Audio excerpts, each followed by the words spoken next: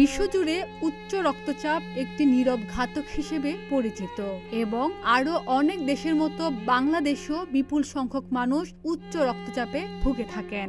বাংলাদেশ জনমিতি স্বাস্থ্য জরিপ 2017-18 এর হিসেব অনুযায়ী বাংলাদেশে প্রাপ্তবয়স্কদের প্রতি 4 জনের 1 জন উচ্চ রক্তচাপজনিত সমস্যায় ভুগে থাকেন। এটি এমন এক রোগ যা হৃদরোগ, স্ট্রোক ও দীর্ঘমেয়াদী কিডনি রোগ সহ বহু জটিল সমস্যার কারণ। হৃৎপিণ্ডের ধমনীতে রক্ত প্রবাহের চাপ অনেক বেশি থাকলে সেটিকে উচ্চ রক্তচাপ বা হাই ব্লাড প্রেশার হিসেবে চিহ্নিত করা হয়। দুটি মানের মাধ্যমে এই রক্তচাপ রেকর্ড করা হয়। যেটার সংখ্যা বেশি সেটাকে বলা হয় সিস্টোলিক প্রেশার, আর যেটার সংখ্যা কম সেটা ডায়াস্টোলিক প্রেশার।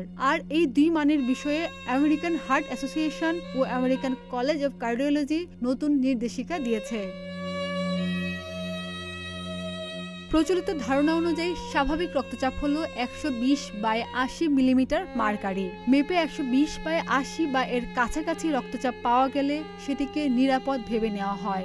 আদতে হিসেবটা এত সরল নয়। রক্তচাপ স্বাভাবিক আছে বলতে হলে তা থাকতে হবে 120/80 মিলিমিটার মার্কারির কম, অর্থাৎ সিস্টোলিক রক্তচাপ 120 মিলিমিটার মার্কারির কম এবং ডায়াস্টোলিক রক্তচাপ 80 মিলিমিটার মার্কারির কম থাকতে হবে। সিস্টোলিক রক্তচাপ 120 থেকে 129 এর মধ্যে থাকা মানেই তা বাড়তি।